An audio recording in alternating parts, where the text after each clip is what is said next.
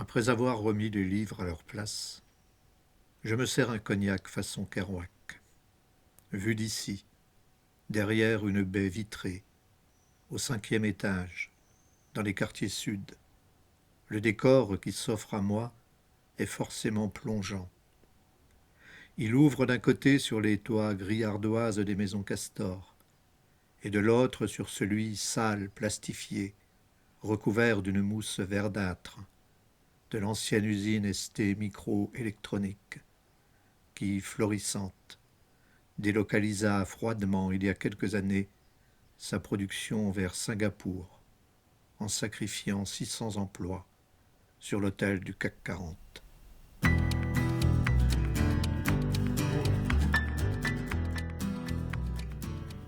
Bonjour Jacques Josse.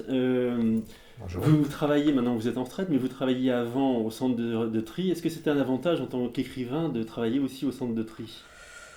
Oui, enfin, je dirais que c'est un avantage déjà de travailler, d'intégrer le monde du travail quand on écrit, parce que on se frotte un peu à la réalité sociale et on oublie par moments aussi toutes nos préoccupations littéraires de façon à coller vraiment à la société, tout simplement, au monde social.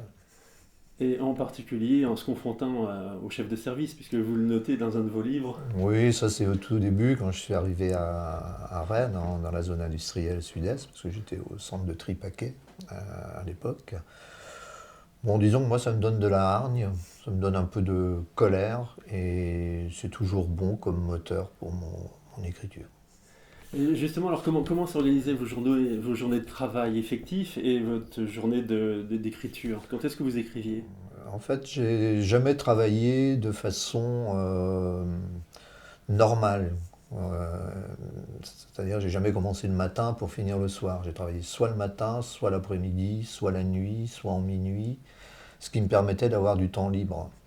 Par exemple, je travaillais un jour le matin, un jour l'après-midi. J'avais 24 heures de libre sur 48 heures. Ce qui est pas mal, ce qui me permettait d'avoir du temps pour écrire. Donc ça, c'était aussi un choix de faire un travail qui me donnait du temps libre pour écrire. Alors, j'écris n'importe quand. Je peux écrire le matin, je peux écrire le soir. Ça dépend des disponibilités, en fait. D'accord. Est-ce que ça a déterminé la nature de votre écriture? Parce que vous écrivez beaucoup par fragments, par texte épars. Est-ce que le fait de travailler comme ça ponctuellement sur l'écriture, ça a déterminé votre... Oui, j'ai jamais réussi à aller sur des textes très très longs parce que le temps qui m'était imparti pour écrire était souvent un peu un temps volé sur mon temps libre. Bon, il y avait la fatigue après la journée de travail, donc il fallait déjà se remettre un peu dans le bain, quoi, de se retrouver soi-même déjà.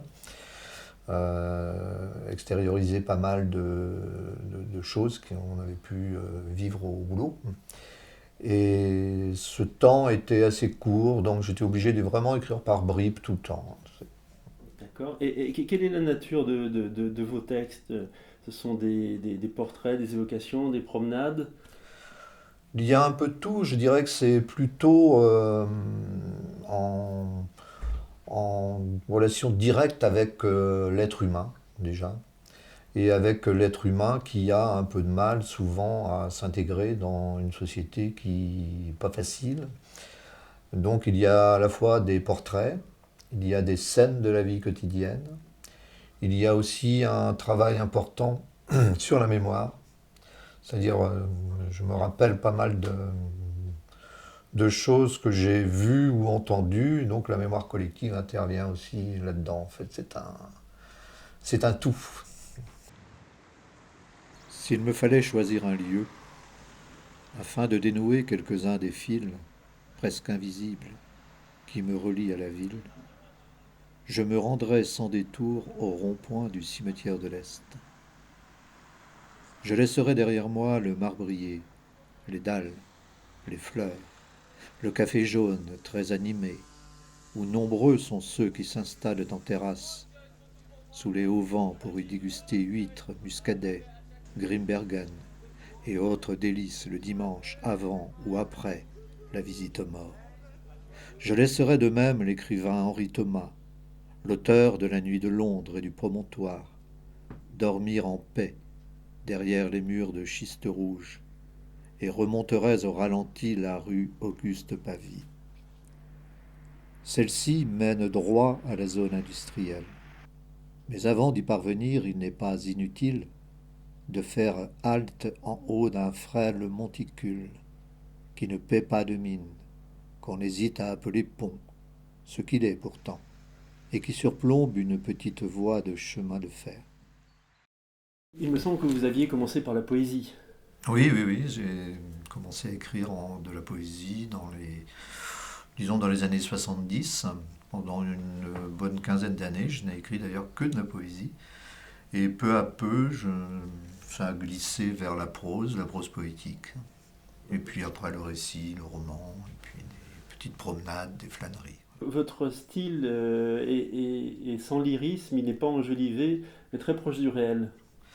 Oui, c'est une volonté, hein. Je veux vraiment être confronté à cette réalité.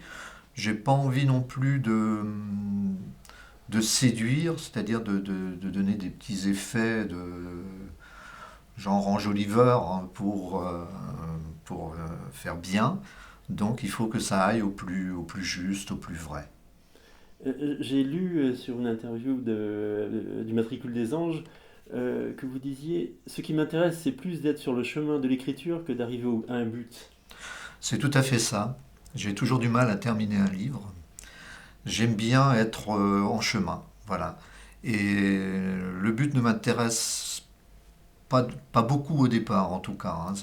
Ce qui est bien, ce qui est assez agréable, c'est d'être pris dans un texte, d'y aller lentement, et avec toujours un peu la peur d'arriver au bout et de se retrouver vide, parce que voilà, on a tout ce qui nous faisait vivre, tout ce qui nous amenait vraiment à être bien sur cette route-là se termine.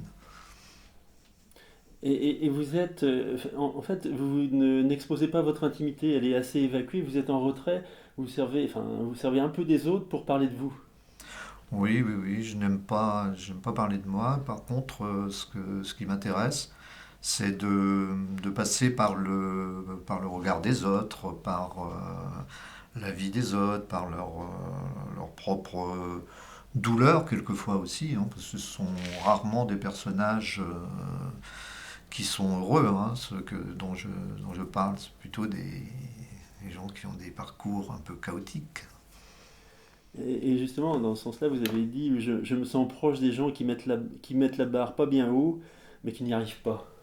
Oui, tout simplement parce que bon, je crois qu'on est nombreux comme ça, hein, on met pas une barre très très haut parce qu'on rêve pas à des choses exceptionnelles et on a beau aller à ce niveau très bas dans notre exigence en fait de vie ou dans nos espérances, hein, ben, on n'y arrive pas quand même. Et ces gens-là me touchent parce que probablement je suis comme eux. Et aussi, vous faites beaucoup appel aux morts que vous confondez quelquefois avec les vivants. Enfin, il y a des rappels comme ça. Oui, les morts ne sont pas tout à fait morts pour moi, ils sont toujours dans la mémoire des vivants.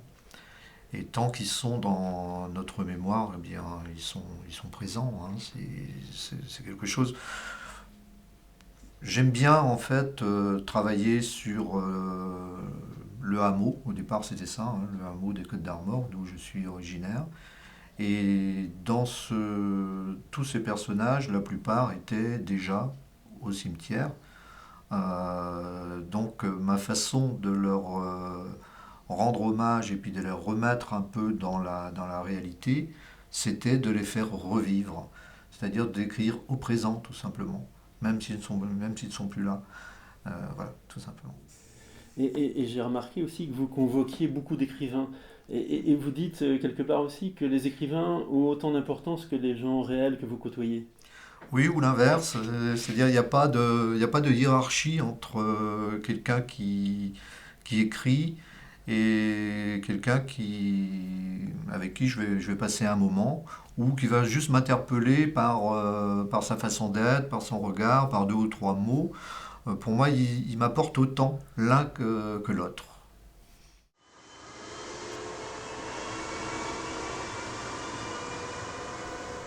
J'avance, j'oublie tout, je glisse sous la terre. La rame du métro s'engouffre dans un tunnel étroit qui court entre deux rampes de néon blanc.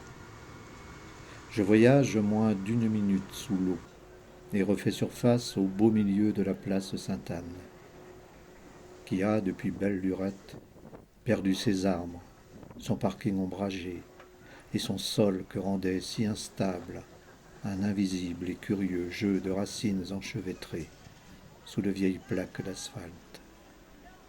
Un temps, des fouilles archéologiques ont ici délivré crânes, squelettes, outils rudimentaires, pièces de monnaie, urnes funéraires et armes rouillées de leurs gangues de pierre, d'argile et de terre. Cet après-midi, des hommes, des femmes et des chiens sans domicile somnolent, allongés en plein soleil, sur les escaliers de l'église. À leurs pieds s'amassent bouteilles, sacs plastiques et cordelettes mâchées. À leur gauche, alléchante, peinte sur un grand pan de mur, la publicité du beau, du bon, du bonnet s'effrite un peu, mais ne perd presque rien de son mauve initial. Au centre de la place, les tréteaux des bouquinistes occupent l'espace. Il m'arrive d'espérer y trouver des traces d'écrivains ayant laissé traîner leurs regards et leur solitude dans les parages ou alentours. Non pas l'un de ces messages inutiles, désuets, décalés, ni l'un de ces chapelets de petites phrases jetées sur le papier par les voyageurs du XIXe siècle, dont l'esprit était formé de telle sorte qu'il pouvait, à chaque escale, se délester de clichés sortis, le plus souvent, d'un chapeau à peu près vide. Vous parliez de vos lieux d'enfance. Qu'est-ce qui ressort de la Bretagne dans vos textes?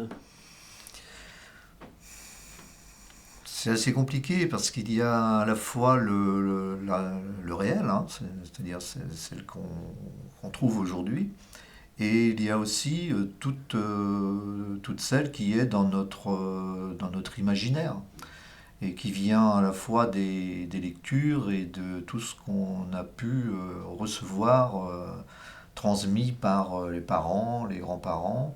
Donc il y a cette Bretagne-là qui existe vraiment pour moi et que j'essaie de restituer dans mes textes. Donc c'est une Bretagne qui est à la fois ancestrale, mais en même temps très présente. Et celle que j'essaie de donner également, c'est une Bretagne qui est vraiment ouverte, qui est ouverte sur le grand large en particulier. Je parle beaucoup de la mer, hein. Je suis originaire quand même d'un coin qui est à proximité de la côte nord, où la plupart des gens partaient en mer, hein. C'était le pays des Terre-Neuve. Donc cette Bretagne-là, c'est une Bretagne qui se nourrit de l'extérieur, hein, souvent, hein, par les pêcheurs, mais aussi par tous les marins de commerce qui partaient jusqu'aux années, disons, 75-80. Maintenant, ils ont été remplacés par d'autres, mais ils étaient nombreux à partir pour 4 mois. Vous avez écrit aussi Passage à Brest, Retour à Nantes, et pour finir par Terminus Rennes. Quelles caractéristiques particulières vous avez trouvées dans ces villes? En fait, c'est pas voulu, c'est un peu le hasard, hein, qui m'a fait d'abord aller à Brest parce que Brest, c'est la ville où mon père est né. Donc j'y tenais à cette ville, j'avais une sorte de dette envers elle, et puis je lisais aussi beaucoup d'écrivains qui ont écrit sur Brest, hein, comme Genet, comme Macorlan, comme Kerouac quand il est passé, comme Philippe Adingue, hein, dans sa petite chronique des gens de la nuit dans un bar de l'Atlantique Nord. Et donc je voulais un peu revisiter cette ville à travers les écrivains et à travers aussi ce que mon père avait vécu. Pour Nantes, c'est un peu particulier parce que Nantes, c'est une ville que je connaissais très peu, que je connais encore très peu, mais j'ai été invité à animer un atelier de lecture il y a 2 ans par la Maison de la Poésie de Nantes. Et dans le contrat, dans la convention, il y avait l'écriture d'un texte, de ce que je voulais.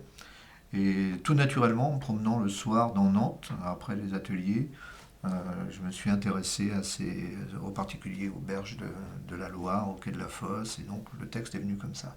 Et pour Rennes, alors là, c'est encore différent. Rennes, j'y suis depuis 20 ans, depuis 30 ans même maintenant.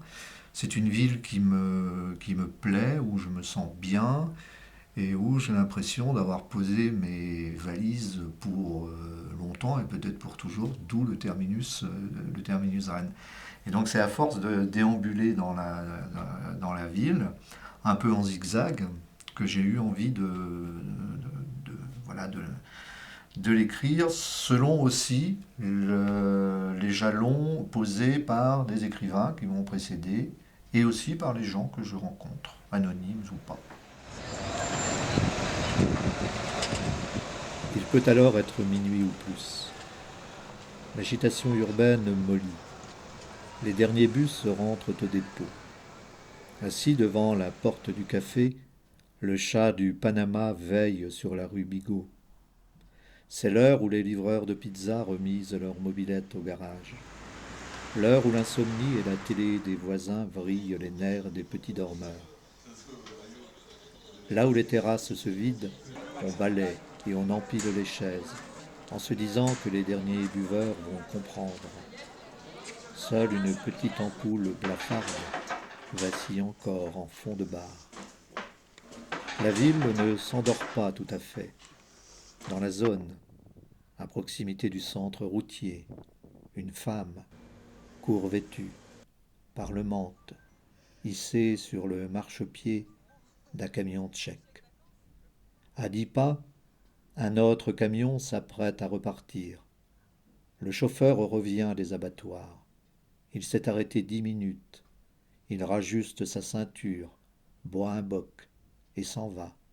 Vite fait, bien fait, dit-il. Heureux de ne pas posséder de balises Argos à bord et de pouvoir se payer une halte hors itinéraire. Un peu plus loin, les rotatives du journal Ouest-France tournent à plein régime afin de restituer les restes d'un jour mort, destinés à devenir les nouvelles fraîches d'un demain pas encore né.